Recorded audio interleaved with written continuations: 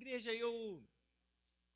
bem no início do ano, nos primeiros dias do ano, o Senhor ele trouxe uma palavra ao meu coração, algo que me fez pensar sobre alguns processos e sobre alguns anos que eu vivi na minha vida. Todos nós temos uma grande expectativa em nosso coração quando nós vamos entrar em um novo ciclo, quando nós vamos entrar em um novo tempo ou quando nós vamos entrar em um novo ano. Parte um desejo do nosso coração de nós fazermos as coisas certas, não trilharmos mais caminhos errados que nós trilhamos no passado. Então nós geramos expectativas em nosso coração. Só que o Espírito do Senhor, ele começou a trazer algumas coisas diante de palavras que nós pronunciamos, e essas palavras elas se tornam verdades na nossa alma, e muitas vezes essas verdades elas não são aquilo que o Senhor tem ao nosso respeito, ou aquilo que o Senhor pensa ao nosso respeito. E uma das frases que eu muitas vezes falei, e que eu ouço muitas pessoas falar, e eu digo para vocês, que vocês não olhem como uma crítica, mas de uma forma para nós pensarmos de qual é a vontade, de qual o propósito de Deus para a nossa vida. Mas eu quero te fazer pensar nessa noite o seguinte: será que em cada ciclo novo da nossa vida, nós recebemos uma folha em branco de Deus, aonde nós vamos escrever a nossa história para aquele determinado tempo? É isso, essa verdade que ela é plantada em nosso coração. Recebemos uma folha em branco para nós escrevermos uma nova história.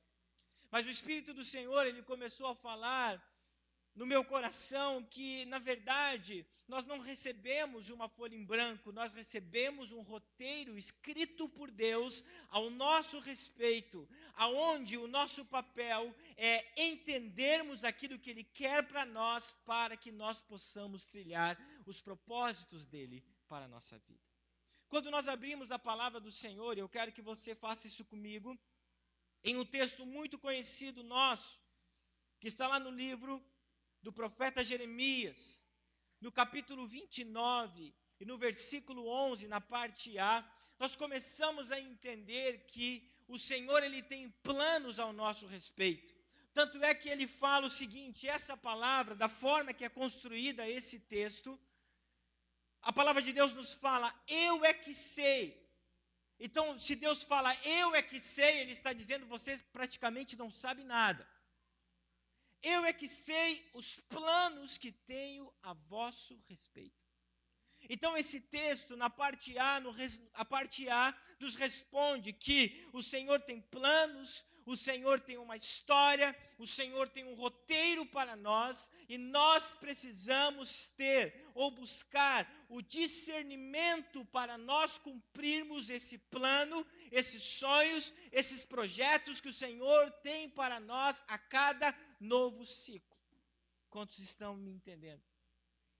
Então, a resposta que eu entendo através dessa palavra e de algumas buscas que eu fiz é que a cada ciclo, a cada tempo novo que Deus nos dá, nós não recebemos uma folha em branco, mas nós recebemos um roteiro, e esse roteiro vem do Senhor, e nós precisamos do discernimento para buscar o caminho, para chegarmos ao objetivo que Deus determinou para nós.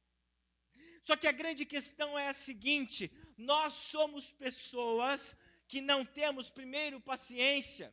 Nós muitas vezes não temos persistência, e por nós não termos paciência, e por nós não termos persistência, nós podemos errar o caminho para chegar até determinado objetivo. Vou mostrar para você o seguinte, quantos estão aqui comigo?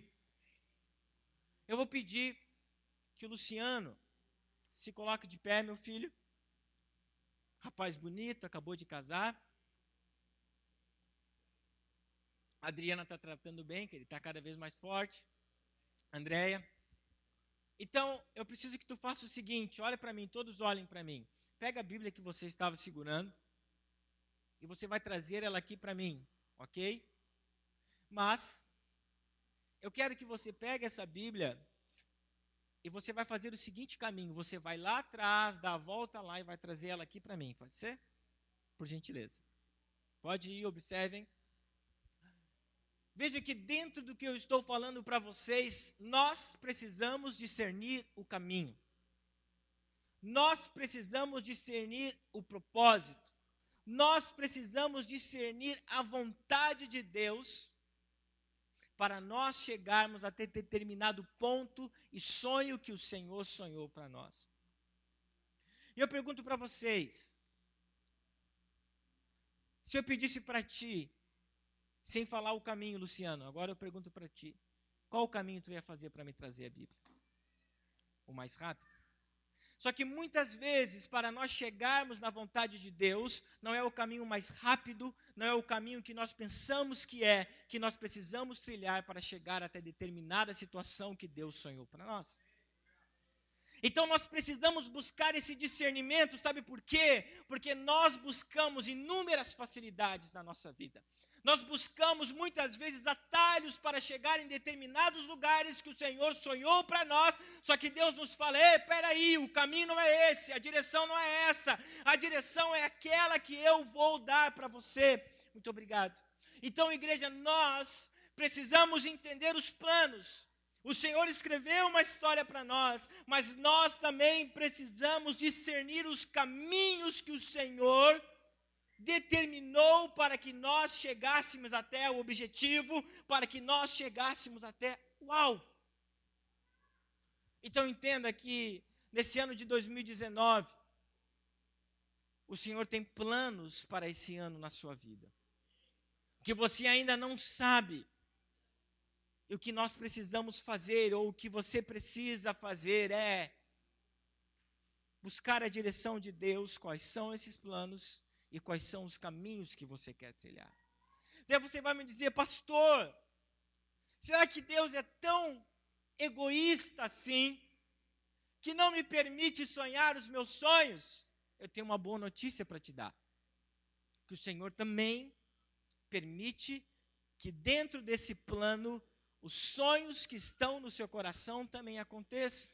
Abra comigo lá no Salmo, capítulo 37 e no versículo 4. Olha que interessante, Deus tem planos. E para chegarmos a esses planos, o Senhor tem caminhos. E nós precisamos discernir esses caminhos, mas o Senhor também permite que nós venhamos ter os nossos sonhos, desde que, olha para mim, que os sonhos que estão no seu coração não firam o propósito maior de Deus para a sua vida. Desde que os sonhos que estão no seu coração não desvirtuem você da vontade de Deus para a sua vida. Tanto é que o salmista fala, deleita-te no Senhor. Algumas versões falam, agrada-te no Senhor. O que o texto está dizendo? Você precisa ter um relacionamento com Deus ao ponto de entender a vontade dele para a sua vida, e os teus sonhos precisam estar alinhados a essa vontade. Então o salmista fala, deleita-te no Senhor, viva em santidade, obedeça os seus estatutos, obedeça os seus mandamentos, crie um relacionamento com o Senhor. Aí então, Deus concederá os desejos do seu coração. Então o salmista ele fala que precisa ter um filtro. Esse filtro ele passa pela vontade de Deus. Quando nós estamos alinhados a Deus, quando nós estamos alinhados ao seu querer e à sua vontade, nós começamos a sonhar os sonhos de Deus aqui na terra também. A sua vontade passa a estar alinhada à vontade de Deus. Então não somente nesse ano de 2019, mas a cada ciclo, a cada tempo novo. O Fred falou aqui, pastor, igreja, o senhor está permitindo um tempo novo para a minha empresa. Então, o papel é discernir o plano de Deus e o caminho para esse plano. Vocês estão entendendo? 2019 está nas suas mãos. Deus já deu para você. Um novo ciclo, daqui a um tempo vai vir para você de novo. Então, precisamos discernir o caminho para chegarmos até esse objetivo maior. Quantos estão comigo? E dentro dessa introdução, nessa hora, eu quero trazer para você 3 pontos. E para ilustrar isto, nos 2 primeiros pontos, eu vou usar a história de Jonas. Quando nós estudamos a teologia do livro de Jonas, do profeta Jonas, olha que interessante isso. O profeta Jonas, ele é o único livro dos profetas que não fala sobre uma profecia para Israel, não conta a história daquilo que o profeta tinha que profetizar, das coisas que iriam acontecer com Israel. Mas o livro do profeta Jonas, ele conta a história de Jonas. Não conta a história de Israel. Não conta a profecia, mas conta a história de Jonas. E quando nós entramos dentro do livro, nós entendemos o porquê que Jonas ele se tornou o protagonista do seu livro. Por que a palavra de Deus separou esse livro, o que ela tinha para falar conosco através de Jonas, através do livro de Jonas. Então eu quero que você abra comigo lá, livro do profeta Jonas, capítulo 1, do versículo 1 até o 3.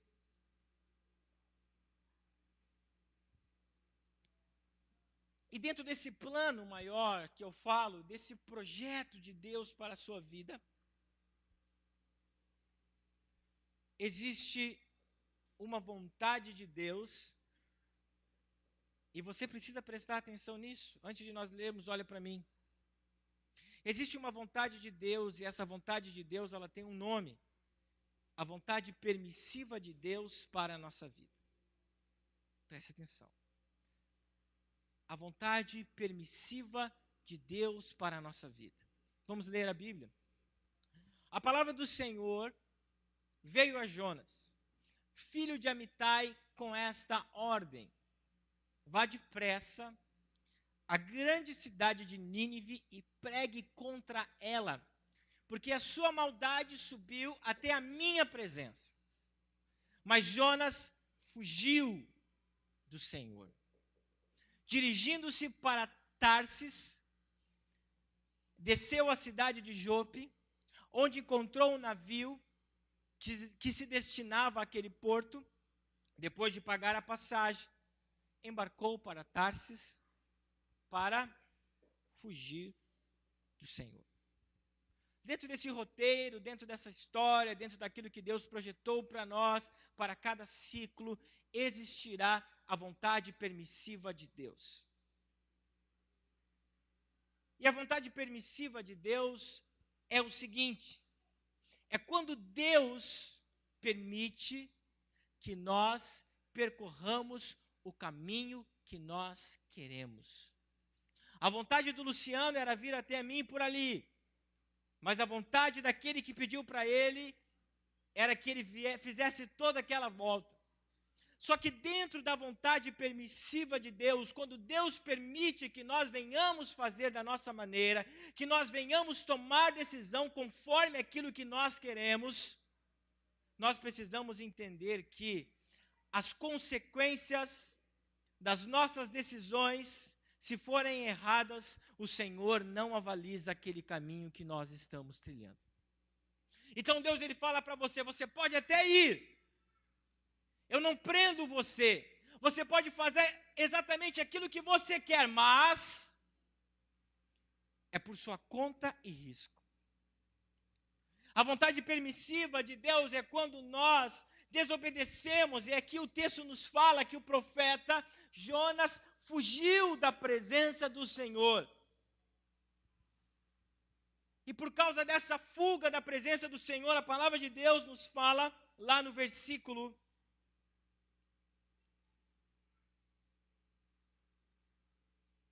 14 até o 16, que isso gerou alguns danos na vida de Jonas. Sabe, igreja, nós precisamos ser mais espirituais. Se nós nos submetemos a Deus, nós precisamos nos submeter até o fim. Se nós decidimos viver uma vida separada para Deus, nós precisamos entender que nós devemos discernir os planos, os caminhos que Ele tem para nós.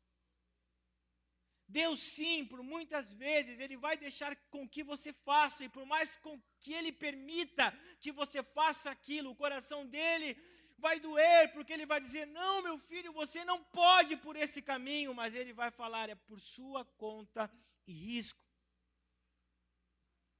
Deus não planejou aquilo para Jonas.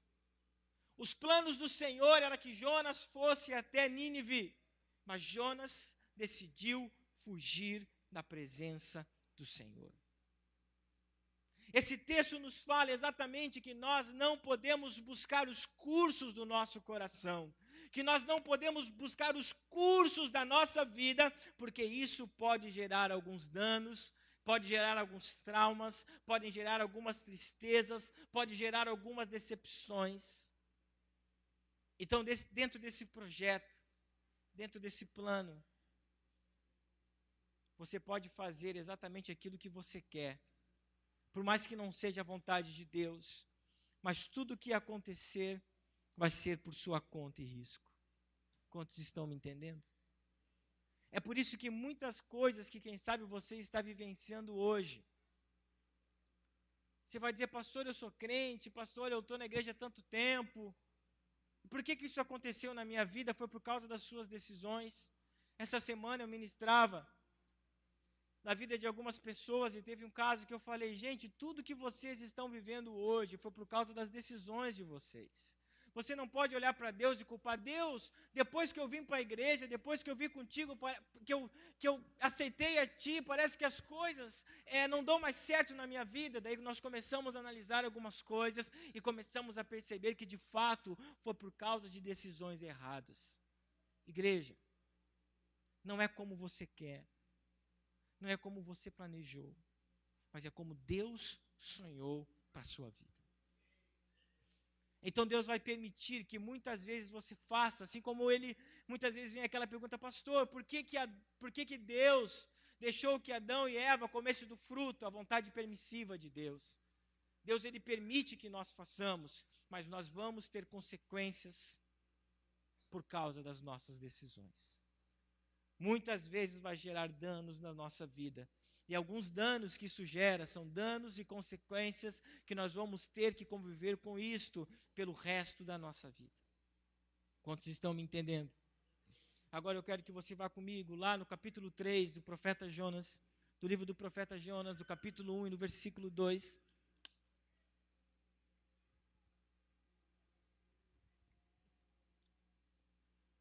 Aqui nós já encontramos algo que nós chamamos da vontade soberana de Deus. E o texto bíblico nos fala o seguinte, vá depressa, a grande cidade de Nínive, não mudou para mim ou não? Capítulo 3, versículo 1 e 2. A palavra do Senhor veio a Jonas pela segunda vez com esta ordem. Então nós encontramos aqui uma persistência de Deus. Tá? E aí nós encontramos no capítulo 1 a vontade soberana, Deus dando uma ordem. Não, a minha vontade é essa. Independentemente daquilo que você quer, a minha vontade é essa, a vontade soberana. E ele fala novamente, vá à grande cidade de Nínive e pregue contra ela a mensagem que eu lhe darei. A vontade soberana de Deus se estabelece quando ela intervém na nossa história, mesmo contra a nossa vontade. Você já ouviu aquelas pessoas dizendo o seguinte, se fulano não vir pelo amor, ele vai vir pelo quê? Pela dor. Aí nós podemos entender quando coisas assim acontecem, é Deus estabelecendo a sua vontade soberana sobre a vida daquela pessoa. Jonas não queria, Jonas não desejava, mas a vontade do Senhor prevaleceu sobre a vida de Jonas. Sabe qual é o nosso grande erro? É que nós trilhamos o caminho, vimos que deu errado, assim como Jonas fez, Deus permitiu. E depois nós entendemos que a vontade de Deus é melhor. Mas eu quero te perguntar nessa noite, olha para mim, por que nós não vamos a partir da primeira ordem, quando Deus manda nós irmos? Lembra quando você era pequena? Ô Marcos! Quietinho, né? Já sabia que vinha a mãe de novo. Ô Marcos! Quietinho. Eu já não te falei, Marcos! Oi, mãe. Vem lavar a louça. Quietinho, né? Marcos! Ah, vai, começa a fazer, se tranca no banheiro. E lá vem. E quando a nossa mãe vem na terceira vez, ela vem acompanhada de um chinelo, de uma cinta, né? E daí já chega, eu já não te falei, Marcos! Sabe qual é o nosso problema? É que parece que nós gostamos de sofrer. Jonas precisou receber alguns puxões de orelha para que ele entendesse a vontade soberana de Deus nem para a vida dele, mas era para a cidade de Nínive. Entenda, igreja. As coisas na nossa vida, elas precisam acontecer com mais facilidade. E quando nós somos maduros, nós entendemos a vontade de Deus na primeira hora. Só que nós, em algumas questões, nós nos tornamos imaturos para entendermos qual é aquela vontade de Deus. E nós falamos, não, Deus, deixa eu insistir mais um pouco, é isso que eu quero, é isso que eu quero fazer. E nós vamos sofrendo danos, e nos prejudicando, a nossa alma vai ficando ferida, ficando machucada, e de repente nós fugimos completamente da vontade de Deus. Quando nós entendemos a vontade soberana de Deus, é mais fácil de nós vivermos aquilo que Ele tem para nós. Texto muito conhecido, vamos lá para Romanos capítulo 12, versículo 2. Sabe por quê que você precisa viver a vontade de Deus para a sua vida? Diga assim para o seu irmão, sabe por que você precisa viver a vontade de Deus para a sua vida? Diga para ele, primeiro, porque você precisa ter mais amor às suas orelhas. O senhor não precisa ficar puxando toda hora a sua orelha. Agora você vai olhar para ele e vai dizer, sabe por quê? Diga para ele, sabe por quê? Porque a vontade de Deus, ela é boa, ela é agradável e ela é perfeita. Você pode aplaudir ao Senhor por isso. É única e exclusivamente por isso, porque a vontade de Deus, ela é melhor que a nossa. Porque a vontade de Deus, ela é boa, ela é perfeita e é agradável. Então, a vontade soberana de Deus, ela vem ela vem sempre, mesmo que nós não venhamos querer, ela sempre irá se estabelecer na nossa vida, mas ela precisa se estabelecer não de uma forma com puxões de orelha, mas sim de uma forma natural. Capítulo 2 do livro de Jonas.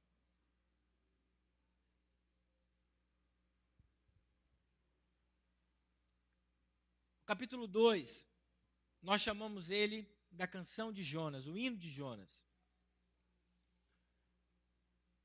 Essa história, parte dessa história, fala quando Jonas estava dentro do ventre do grande peixe. Eu vou ler todo ele, desde o capítulo 1, vamos ler ele junto. Então o texto bíblico nos fala o seguinte: dentro do peixe, Jonas orou ao Senhor, o seu Deus, e disse, em meu desespero clamei ao Senhor, e ele me respondeu, do ventre da morte gritei por socorro, e ouviste o meu clamor. Jogaste-me nas profundezas, no coração dos mares, correntezas formavam um turbilhão ao meu redor, todas as tuas ondas e vagas passaram sobre mim. Eu disse, fui expulso da tua presença, contudo, olharei de novo para o teu santo templo. Olha aqui, Jonas, ele começa a ter uma transformação na sua mente. No Novo Testamento nós encontramos a palavra metanoia para isso. Então começa uma transformação da mente de Jonas para que ele tenha a oportunidade de recomeçar. Nós nunca iremos recomeçar na nossa vida se nós não tivermos uma transformação de mente. O ano que nós estamos vivendo, o tema que nós estamos vivendo é recomeçar, é recomeço. Eu quero que você entenda, olha para mim, que a nossa mente, ela tem poder de nos libertar ou de nos aprisionar.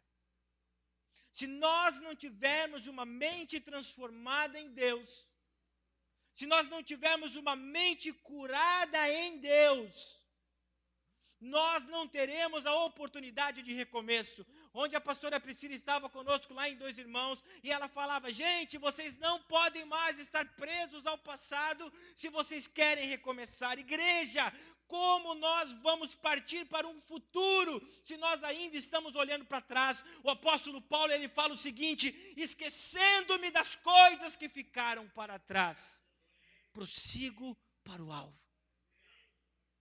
Jonas, no ventre do grande peixe, ele teve uma metanoia, ele teve uma transformação. As palavras dele eram palavras de arrependimento. Então ele fala, eu, Senhor, olharei novamente para o grande templo. O grande templo significa, eu olharei novamente para a tua vontade, para a tua presença. Eu olharei novamente para os teus planos, igreja. Somente uma mente renovada consegue ter a oportunidade de um recomeço na sua vida. Somente uma mente que foge dos caminhos do seu coração é que consegue viver o novo de Deus. Sabia que você tem um grande inimigo? Você vai dizer, eu sei, pastor, Satanás, né? Não. Faz assim comigo, eu mesmo. Bate no seu peito aí. Às vezes o capeta não tem nada a ver e você fica botando a culpa nele. O problema é você, gente. Quem tem a mente renovada, ela foge dos caminhos do seu coração. Vamos comigo lá no livro do profeta Jeremias, capítulo 17, no versículo 9.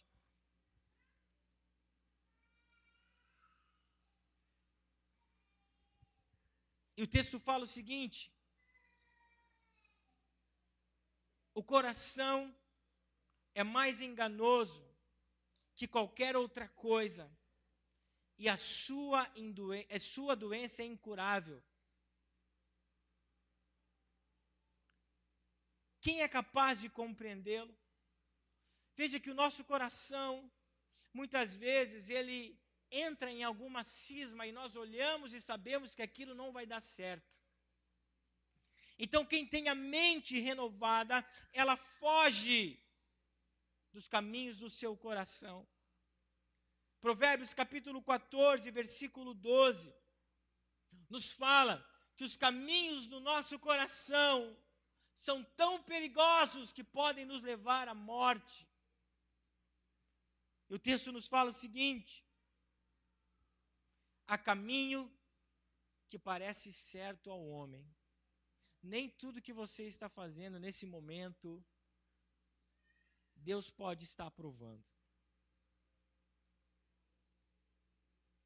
Há caminhos no coração do homem que parecem certo. Mas o que acontece no final? Nos conduz à morte. Quando nós temos a mente renovada, nós temos a mente de Cristo. Nós entendemos o pensamento de Deus ao nosso respeito. E o primeiro texto que eu li para vocês, de Jeremias, fala: eu é que sei os pensamentos ou os planos que tenho ao vosso respeito. E sabe o que o texto bíblico fala no restante?